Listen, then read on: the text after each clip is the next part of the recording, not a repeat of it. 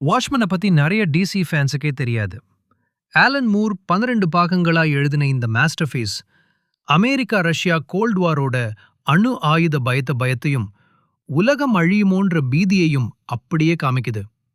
இது time மேகசினின் all time 100 novels லிஸ்ட்ல இடம் பிடிச்ச ஒரே கிராஃபிக் நாவல். சூப்பர்மேன், பேட்மேன் மாதிரி ஃபேமஸ் ஹீரோஸ் இதுல கிடையவே கிடையாதாது. ஏன்னா டிசி தன் மெயின் ஹீரோக்களை இப்படி டார்க்கா காட்டி பேர் கெடுத்துக்க ரெடி இல்ல.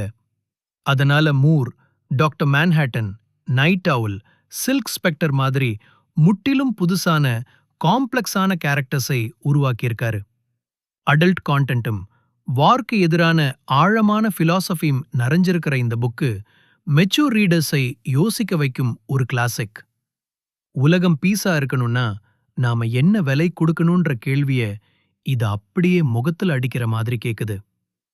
நீங்களும் இந்த புக்கை படிச்சுட்டு உங்களுக்கு எந்த கேரக்டர் அதிகமா பிடிச்சதுன்னு கமெண்ட்ல சொல்லுங்க.